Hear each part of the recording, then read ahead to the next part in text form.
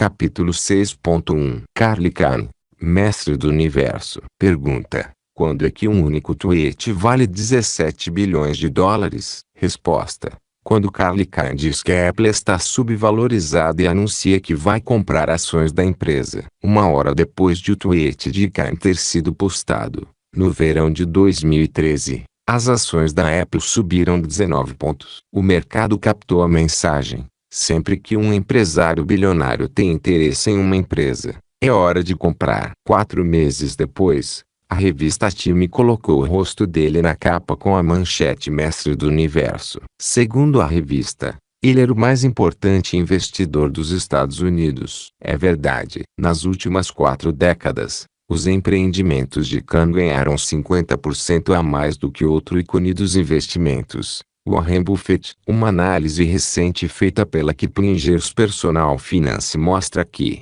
embora a maioria das pessoas pense em Buffett como o fornecedor dos maiores retornos ao longo do tempo, se você tivesse investido com Icahn em 1968, em 2013 teria tido um retorno composto de 31% em comparação com a Berkshire Hathaway, a empresa de Buffett, com um retorno de apenas 20%. As habilidades empresariais de Icahn fizeram dele um dos homens mais ricos do mundo. Na última atualização da lista da Forbes, ele estava na 27ª posição, com um patrimônio líquido de mais de 23 bilhões de dólares. Além disso, ele conquistou bilhões para os acionistas ordinários que investiram em sua diversificada empresa-mãe, a Icahn Enterprises LP, Nasdaq, IEP, ou em ações próprias nas empresas que ele segmenta. O segredo do sucesso desse homem. Até mesmo seus críticos dirão que Carl Icahn não apenas procura oportunidades nos negócios,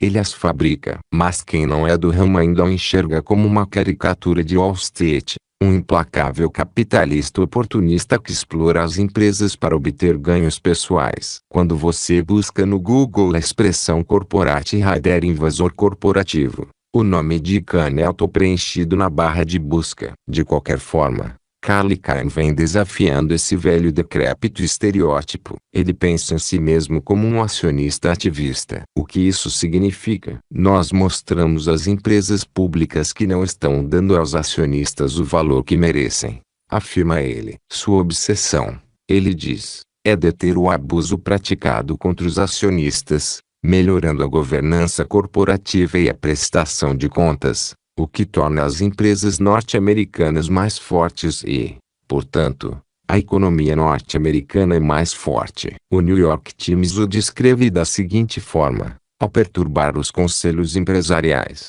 aumentando os esforços de incorporação e lutando arduamente pelas mudanças nas empresas, ele construiu uma fortuna multibilionária, inspirando, nesse processo, medo entre os executivos e admiração entre os seus colegas investidores.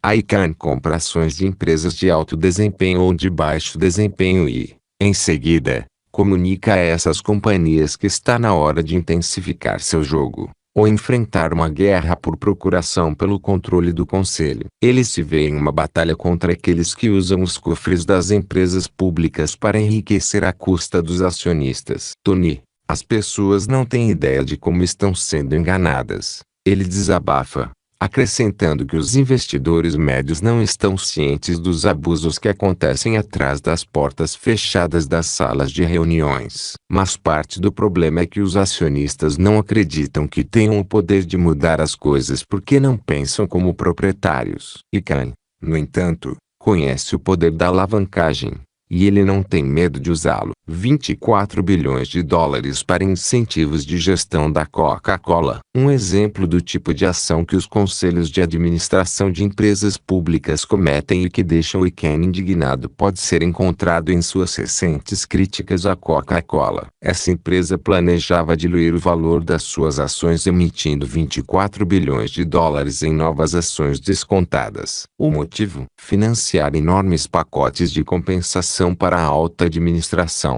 Isso enfraqueceria os investimentos de aposentadoria de investidores comuns, incluindo professores e bombeiros, pois muitas pessoas têm ações da Coca-Cola nos seus portfólios de aposentadoria. E Khan escreveu um editorial na Barron's condenando a empresa pelo esquema e acusando Warren Buffett, o maior acionista individual da Coca-Cola e membro do conselho, por não ter votado contra o movimento. Muitos membros do conselho pensam nele como uma fraternidade ou clube, em que você deve evitar o confronto a qualquer preço.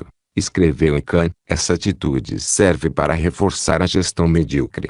Buffett respondeu que tinha se abstido da votação, mas que havia se oposto ao plano e vinha conversando serenamente com a administração em favor da redução de sua proposta de salário excessivo, mas não queria partir para a guerra com a Coca-Cola por causa dessa questão. Em contraste, Charlie Khan está sempre pronto para a guerra. Ele já esteve muitas vezes nas trincheiras, dando incertas em empresas tão diversas quanto a USTL, a Clorox, o eBay, a Dell e o Yahoo, mas dessa vez era diferente. Em vez de Khan, um gestor de fundos mais jovem, chamado David Winters, estava comprando ações e liderando a acusação contra a administração da Coca-Cola. Para a consternação dos diretores executivos super remunerados em todos os lugares, uma nova geração de investidores ativistas estava tomando para si a luta que Khan começara décadas atrás. Naturalmente, Charlie Khan tem alcançado uma série de dínamos corporativos,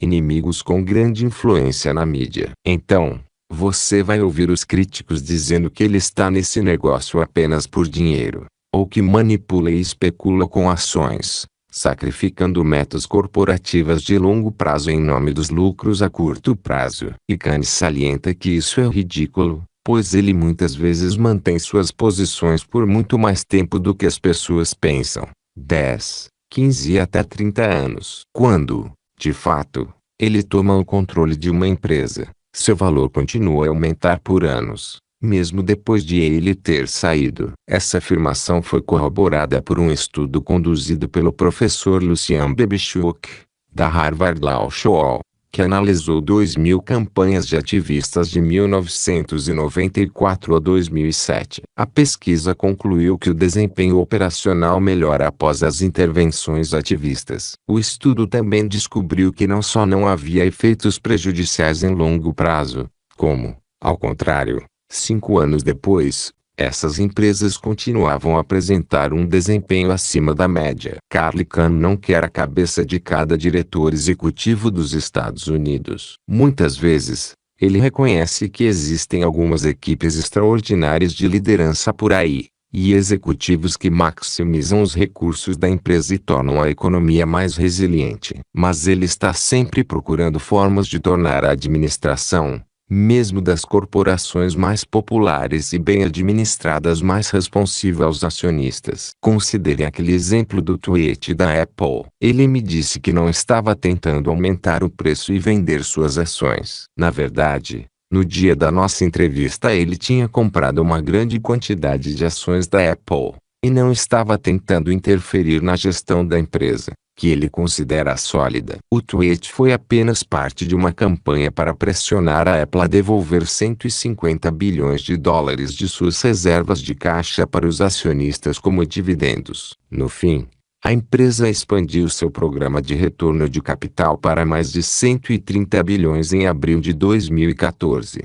Incluindo um aumento em sua autorização de recompra de ações para 90 bilhões de dólares, em comparação com o nível anteriormente anunciado de 60 bilhões. Ao mesmo tempo, a Apple anunciou um aumento dos seus dividendos trimestrais e um desdobramento de ações de 7 para 1. Hoje elas estão 50% mais altas do que no dia em que ele publicou o tweet. E Khan é, ele mesmo, diretor executivo, possuindo 88% de uma empresa pública, a Icahn Enterprises. As ações da sua empresa não têm apresentado um surpreendente desempenho, mesmo durante a chamada década perdida. Se você tivesse investido na Icahn Enterprises de 1º de janeiro de 2000 a 31 de julho de 2014, teria obtido um retorno total de 1.622%. Em comparação com 73% no índice S&P 500. Charlie Khan não nasceu nessa vida. Ele diz que cresceu nas ruas de Far Rockaway,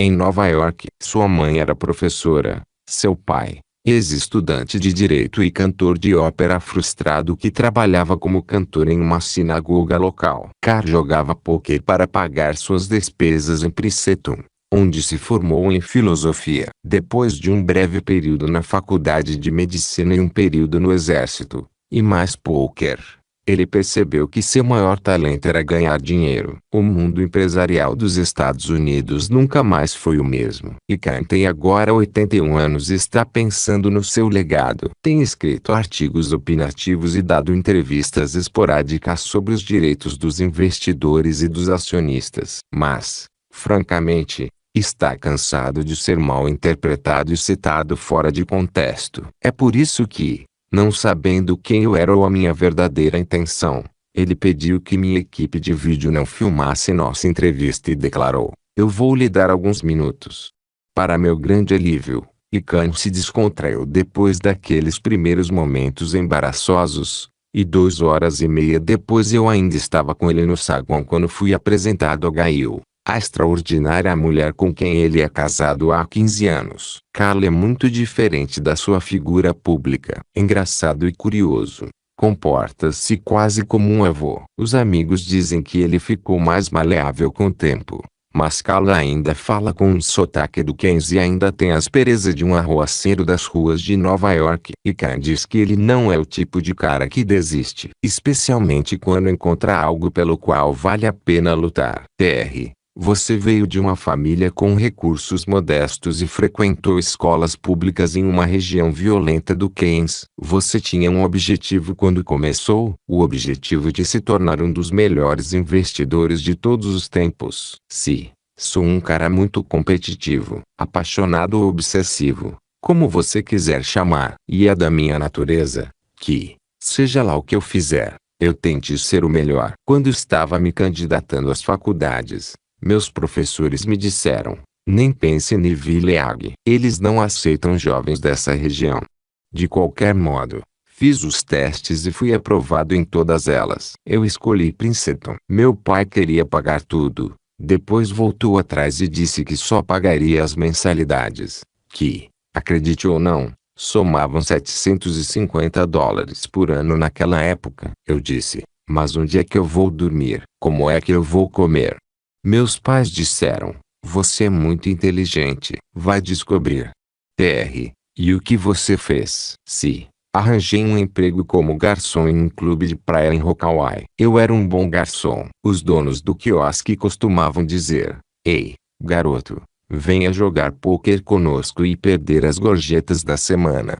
No começo eu nem sabia jogar, e eles ficavam com todo o meu dinheiro. Então eu li 3 livros sobre pôquer em 2 semanas. E depois disso passei a ser 10 vezes melhor do que qualquer um deles. Para mim era um grande jogo, grandes apostas. Todos os verões eu ganhava cerca de $2.000, o que era quase o mesmo que 50 mil nos anos 1950. Tr. Como você começou no negócio? Sim. Depois da faculdade eu entrei para o exército e continuei a jogar pôquer. Acho que saí de lá com uma poupança de $20.000, e comecei a investir em Wall Street em 1961. Eu estava vivendo bem, tinha uma namorada linda que era modelo e comprei um Galaxy branco conversível. Então, o mercado enfrentou uma crise em 1962, e eu perdi tudo. Eu não sei o que foi primeiro, a namorada ou o carro. Tr. Eu li que você voltou ao mercado vendendo opções e depois partindo para a arbitragem. Sim, eu pedi dinheiro emprestado para conquistar um lugar na Bolsa de Valores de Nova York. Eu era ótimo. Minha experiência me ensinou que negociar no mercado é uma coisa perigosa, e era muito melhor usar minha habilidade matemática para me tornar um especialista em certas áreas. Os bancos me emprestavam 90% do dinheiro de que eu precisava para a arbitragem, porque naquela época, em arbitragem sem risco, se você fosse bom, literalmente não poderia perder. E eu estava começando a ganhar muito dinheiro, de 1,5 a 2 milhões de dólares por ano. Tr. Eu adoraria falar com você sobre retornos assimétricos. Você também estava buscando esses retornos quando começou a assumir empresas subvalorizadas. Sim, Comecei a observar essas empresas e analisá-las de verdade. Vou dizer uma coisa. É uma espécie de arbitragem, mas ninguém se dá conta disso. Quando você compra uma empresa, o que você está realmente comprando são os ativos dela. Então você precisa observar esses ativos e perguntar a si mesmo, por que eles não estão tendo um desempenho tão bom quanto deveriam. Em praticamente 90% do tempo, a razão é a gestão. Assim, nós encontraríamos empresas que não eram bem administradas e eu tinha dinheiro suficiente para chegar e dizer, eu vou assumir o controle. A menos que vocês mudem ou a menos que o conselho faça X, Y ou Z. Muitas vezes o conselho dizia, tudo bem. Às vezes a administração lutava contra nós e talvez recorresse aos tribunais. Poucas pessoas eram tão persistentes quanto eu, ou estavam dispostas a arriscar dinheiro. Se você analisasse a situação, parecia que nós estávamos arriscando muito dinheiro, mas não estávamos. Mas você não encarava isso como algo arriscado porque você conhecia o real valor do ativo. Se você procura o risco, recompensa no mundo, não é? Tudo é risco e recompensa. Mas você precisa entender o que é o risco e entender o que é a recompensa. A maioria das pessoas via muito mais riscos do que eu, mas a matemática não mente. E elas simplesmente não entendiam isso. Por que não? Porque havia muitas variáveis e muitos analistas que poderiam influenciar a opinião delas. Ultimamente, estão criando empecilhos para que você possa superá-los.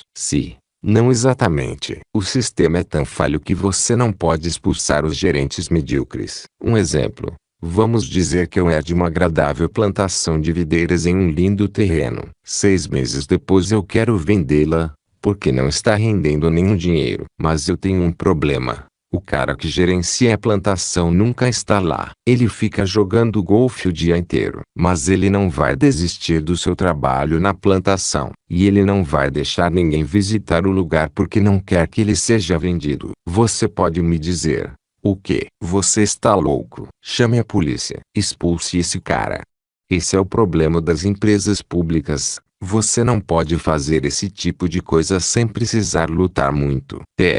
As regras dificultam a expulsão do diretor executivo da sua propriedade. Esse é o problema. Os acionistas das corporações têm muita dificuldade para serem ouvidos. Mas na IEP nós lutamos e muitas vezes ganhamos. Quando chegamos ao poder, descobrimos que às vezes o diretor executivo não é tão ruim. Mas o ponto principal é, a forma como as empresas públicas são administradas é realmente ruim para este país. Há muitas regras, e isso impede de ser um ativista. Há muitos obstáculos para obter o controle, mas, quando nós conseguimos, todos os acionistas geralmente têm um excelente desempenho, como indicam os registros históricos. Além disso, o que nós fazemos também é muito bom para a economia, porque torna essas empresas mais produtivas. E isso não apenas no curto prazo. Às vezes nós ficamos de 15 a 20 anos sem vender. Qual é a solução? Se livrar das táticas defensivas, que emitem mais ações com descontos se algum acionista comprar demais, e se livrar das eleições de forma escalonada dos membros do conselho, para que os acionistas possam decidir como querem que a empresa seja administrada. Devemos tornar essas empresas responsáveis e fazê-las ter eleições verdadeiras. Mesmo na política, por pior que seja, você pode se livrar do presidente, se quiser. Ele só está lá por 4 anos de cada vez. Mas nas nossas empresas é muito difícil se livrar de um diretor executivo, mesmo que ele esteja fazendo um trabalho horrível. Muitas vezes os diretores executivos conseguem esse cargo de comando porque são como aquele cara da faculdade que era o chefe da fraternidade. Ele não era o cara mais inteligente, mas era o cara mais bem relacionado e muito simpático. e assim foi subindo de posição na hierarquia. Destaques dos investimentos. O desempenho das ações da IEP ultrapassou significativamente todos os seus pares. Período de tempo IEP Berkshire Leucadia. Retorno bruto de investimentos em ações 3 anos concluídos em 31 de julho de 2014, 164%, 69% menos 22%. 5 anos concluídos em 31 de julho de 2014, 215%, 94%, 8%. 7 anos concluídos em 31 de julho de 2014, 37%, 71% menos 29%. 1º de abril de 2009 até 31 de julho de 2014, 382%, 117%, 78%. 1º de janeiro de 2000 até 31 de julho de 2014, 1.622%, 235%, 264%. Retorno anualizado 1º de abril de 2009 até 31 de julho de 2014, 34,3%, 15,6%, 11,5%. 1º de janeiro de 2000 até 31 de julho de 2014, 21,5%, 8,7%, 9,3%. Período de tempo Loews SP 500 Dow Jones Russell 2000. Retorno bruto de investimentos em ações 3 anos concluídos em 31 de julho de 2014, 8%, 59%, 47%, 47%. 5 anos concluídos em 31 de julho de 2014, 45%, 117%, 106%, 115%. 7 anos concluídos em 31 de julho de 2014, menos 7%, 55%, 52%, 59%. 1º de abril de 2009 até 31 de julho de 2014, 97%, 171%, 151%, 184%. 1º de janeiro de 2000 até 31 de julho de 2014, 372%, 73%, 104%, 168%. Retorno anualizado 1º de abril de 2009 até 31 de julho de 2014, 13,6%, 20,5%, 18,8%, 21,6%. 1º de janeiro de 2000 até 31 de julho de 2014, 11,2%, 3,8%, 5,0%, 7,0%. 1º de abril de 2009 é o início aproximado da recuperação da economia. Fonte: Bloomberg. Inclui o reinvestimento das distribuições, baseado no preço das ações em 31 de julho de 2014. TR. Às vezes você não precisa de uma guerra por procuração para mudar a direção de uma empresa. Você comprou um monte de ações da Netflix recentemente, quase 10%. E ganhou 2 bilhões de dólares em 2 anos. Quem fez isso foi o meu filho, Brett, e o sócio dele. Eu não entendo muito de tecnologia, mas ele me mostrou em 20 minutos porque se tratava de um grande negócio. E eu disse, compre tudo o que puder. Não foi realmente uma jogada ativista. TR. O que você viu? O que ele lhe mostrou naqueles 20 minutos que fez você perceber que as ações estavam subestimadas? Simples. A maioria dos grandes especialistas estava preocupada com a coisa errada. Naquele momento, a Netflix tinha 2 bilhões de dólares em taxas que entravam todos os anos. Mas aquelas taxas não estavam no balancete dela. Assim, todos aqueles especialistas estavam dizendo, como eles vão conseguir dinheiro para pagar pelo conteúdo? Bem, eles têm os 2 bilhões que estão entrando. E, de modo geral, os assinantes são leais por mais tempo do que você imagina. Levaria muito mais tempo colocar o enorme fluxo de caixa em perigo do que a maioria das pessoas poderia pensar, não importando o que acontecesse. TR. Mas você nunca tentou assumir a Netflix? Eles pensaram que teriam uma guerra por procuração. Mas eu disse, Reed Hastings, cofundador e diretor executivo da Netflix, eu não vou fazer uma guerra por procuração com você. Você acabou de fazer um movimento que lhe valeu 100 pontos. Então perguntei se eles conheciam a regra de Icahn. Eles disseram: "O que é isso, Carlo?" E eu respondi: "Não vou dar um soco na boca de alguém que me faz ganhar 800 milhões em 3 meses."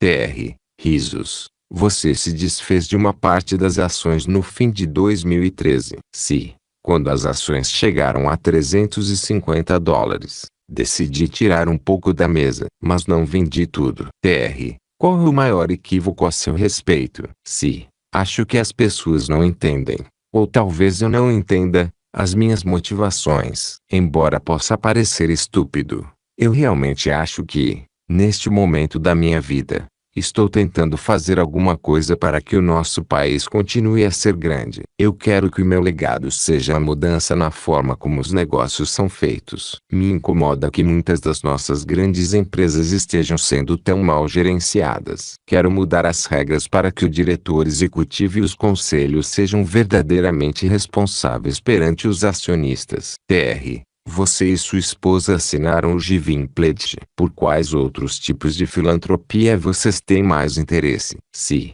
eu faço muitas doações, mas gosto das coisas do meu jeito. Acabei de investir $30 milhões em escolas autônomas porque nelas o diretor e os professores são responsáveis. Como resultado, uma escola autônoma que funcione corretamente dá aos nossos filhos uma educação muito melhor do que eles geralmente recebem em escolas públicas. O nosso país é ótimo, mas, infelizmente, a maneira como nós administramos nossas empresas e o nosso sistema educacional, na maior parte das vezes, é disfuncional. Espero que a minha riqueza possa ser usada para me ajudar a ser uma força nessa mudança. Infelizmente, se não o fizermos, estaremos no caminho para nos tornarmos um país de segunda categoria ou coisa pior. Destaques dos investimentos. O Sr. Icahn acredita que nunca tenha havido um momento melhor do que hoje para o investimento ativista. Se praticado corretamente, vários fatores são responsáveis por isso.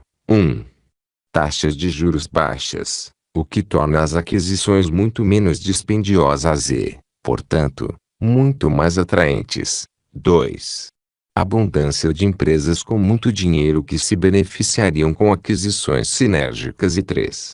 A atual consciência de muitos investidores institucionais de que devemos lidar com a prevalência de gestões medíocres e de conselhos relapsos em muitas das empresas norte-americanas se quisermos acabar com os altos índices de desemprego e ser capazes de competir nos mercados mundiais. Mas um catalisador ativista é, muitas vezes, necessário para que uma aquisição aconteça. Nós, no IEP, passamos anos nos engajando no modelo ativista e acreditamos que ele seja o catalisador necessário para impulsionar atividades de fusão e consolidação bastante gradativas. Como corolário, as baixas taxas de juros aumentarão muito a capacidade das empresas controladas pela IEP de fazer aquisições judiciosas, amigáveis ou não tão amigáveis, usando nossa experiência ativista histórico e comprovado de entregar retornos superiores. Retorno total das ações da IEP de 1.622%. Desde 1º de janeiro de 2000 os retornos dos índices S&P 500, Dow Jones Industrial e Russell 2000 foram de aproximadamente 73%, 104% e 168%, respectivamente. No mesmo período, o desempenho dos fundos de investimento Icahn desde a sua criação, em novembro de 2004, retorno total de aproximadamente 293%. 2. E retorno médio anual composto de aproximadamente 15%. 2. Retornos de 33,3%, 15,2%, 34,5%, 20,2%. 3. 30,8% e 10,2% em 2009, 2010, 2011, 2012, 2013 e 2014. 4. Respectivamente. Resultados financeiros recentes: lucro líquido ajustado atribuível a Icahn Enterprises de $612 milhões. 5. Para o semestre findo em 30 de junho de 2014, valor patrimonial líquido indicativo de aproximadamente $10,2 bilhões em 30 de junho de 2014. LTM, Últimos 12 meses. 30 de junho de 2014, EBITDA ajustado atribuível a Icahn Enterprises de aproximadamente 2,2 bilhões de dólares, distribuição anual de $6. Rendimento de 5,8% em 31 de julho de 2014. Fonte: Bloomberg. Inclui o reinvestimento das distribuições com base no preço da ação em 31 de julho de 2014. 2. Retornos calculados em 30 de junho de 2014. 3. O retorno pressupõe que as participações da IEP na CVR Energy permaneceram nos fundos de investimento durante todo o período. A IEP obteve uma participação majoritária na CVR Energy em maio de 2012. Os retornos dos fundos de investimento foram de aproximadamente 6,6%, excluídos os retornos sobre a CVR Energy, depois de ela ter se tornado uma entidade consolidada. 4. Para o semestre findo em 30 de junho de 2014. O valor de pertencer ao Conselho Ativista. A tabela seguinte foi preparada pela Icahn Enterprises e responde àqueles que questionam a eficácia de incluir os projetos dos ativistas nos conselhos diretores de empresas públicas. De 1º de janeiro de 2009 a 30 de junho de 2014. Um período de 5 anos. Os projetistas da Icahn se juntaram aos conselhos das 23 empresas listadas a seguir. Conforme você pode ver na tabela, uma pessoa que investiu em cada empresa na data em que o projetista da Icahn se juntou ao conselho, e que vendeu na data em que o projetista da Icahn se desligou do conselho, ou que manteve as ações até 30 de junho de 2014. Se o projetista não tivesse deixado o conselho, teria obtido um retorno anualizado de 27%. Dia em que o retorno nome da empresa. Dia em que o projetista se juntou ao conselho. O projetista se desligou do conselho, ou em 30 de junho de 2014. Se ele ainda estivesse no conselho, anualizado hipotético do investidor durante o mandato do conselho. Amylin Pharmaceuticals Inc. 9 de junho de 2009 8 de agosto de 2012 38% 2 Biogen Idec, Inc. 10 de junho de 2009 30 de junho de 2014 43% 3x APAC Energy Corp. 21 de junho de 2012 30 de junho de 2014 33% 4 Citigroup, Inc. 18 de dezembro de 2009 10 de maio de 2011 38% 5 de Energy, Inc. 9 de março de 2011 1º de outubro de 2012 menos 81% 6 eBay, Inc. 17 de junho de 2014 30 de junho de 2014 76% 7 Enzon Pharmaceuticals, Inc. 21 de maio de 2009 30 de junho de 2014 menos 10% 8 Forest Laboratories, Inc. 5 de agosto de 2012 30 de junho de 2014 77% 9 Genzime Corp. 16 de junho de 2010 11 de abril de 2011 61% 10 Herbalife International, Ltd. 25 de abril de 2013 30 de junho de 2014 60% Onziologic, Inc.